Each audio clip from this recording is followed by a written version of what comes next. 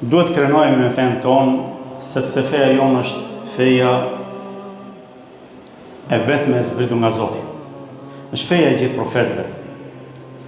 Dhe feja e Zotit nuk ndryshon. Të gjithë profetët, ne e kemi prej besimit tonë se duhet i besojmë dhe t'i duam njësoj si profetin tonë sallallahu alaihi wasallam. Të gjithë profetët janë në rrugën e Zotit, dhe të gjithë ata janë dërguar prej Allahut lartësuar me një mesazh unik. Edhe pse në legjislacionet e tyre mund këtë pasur nga pak ndryshim. Prandaj duhet krenojmë me fenë tonë. Dhe duhet ta shfaqim atë në mesin e njerëzve.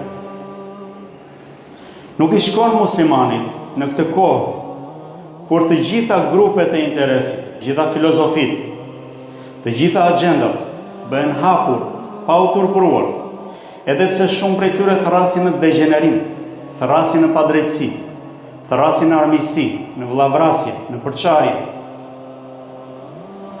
Ata nuk turpërohen, por janë ushtar besnik të agendave të tyre.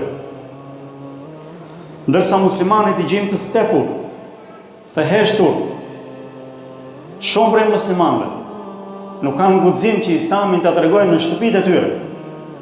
Nuk kanë guxim që në shtëpitë e tyre të thonë kjo është halal dhe kjo është haram.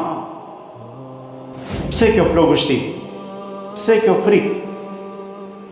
Sidomos në kohën e rrjeteve sociale që ke mundësi të përhapësh mesazhet e Islamit, bukuritë e Islamit, përjetimet e bukura që ndjen, drejtësinë që ke parë në Islam, humanizmi që gjendet në Islam, atë